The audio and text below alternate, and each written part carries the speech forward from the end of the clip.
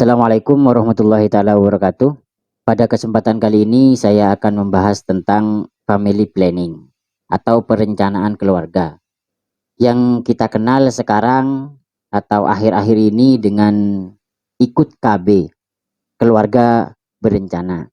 Ada suatu pertanyaan dari seseorang, bagaimana hukumnya ikut KB dengan tujuan untuk membatasi keturunan atau yang kita kenal dengan perencanaan keluarga yang digaungkan atau disosialisasikan oleh pemerintah, 2 anak cukup, ayo ikut KB gitu kan.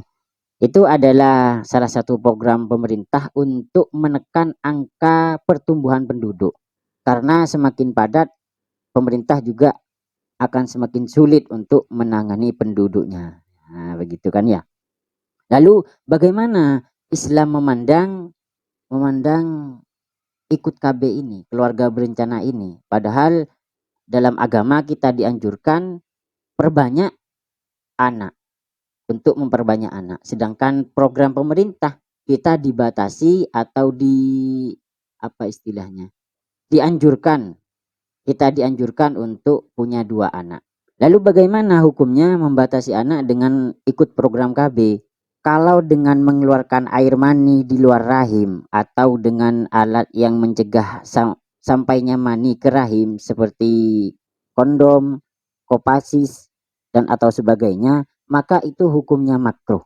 Artinya begini, kalau kita inzal di luar atau mengeluarkan mani di luar rahim istri kita, atau kita menggunakan alat-alat kontrasepsi, alat kondom misalkan yang mencegah masuknya air mani itu ke rahim seorang perempuan, itu hukumnya makruh kalau tujuannya seperti itu. Termasuk juga ketika seseorang minum obat, minum pil dan sejenisnya lah.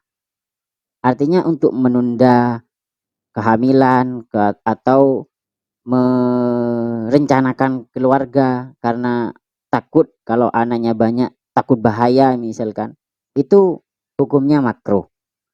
Tapi kalau tujuannya untuk memutus kehamilan, nah ini yang hukumnya haram. Ya, jadi misal ada sepasang suami istri sudah punya 2 anak, kemudian ingin memutus rantai kehamilan atau ingin tidak hamil lagi dengan menggunakan suatu alat, itu yang hukumnya tidak boleh dan haram, gitu ya.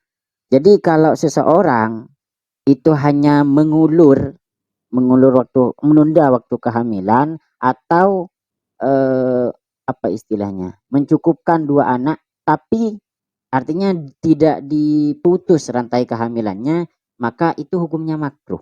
Tapi kalau sampai memutus kehamilan, artinya dia tidak menggunakan alat itu dengan tujuan agar tidak hamil lagi, itu yang hukumnya haram, tidak boleh. Karena itu menyalahi kodrat, seperti itu. Jadi pada intinya menggunakan KB, menggunakan pil, kontrasepsi atau menggunakan kondom itu pada dasarnya hukumnya makruh dengan tujuan untuk menunda kehamilan. Saya ulang lagi, kalau untuk menunda kehamilan itu hukumnya makruh. Kalau untuk memutus kehamilan itu yang tidak boleh.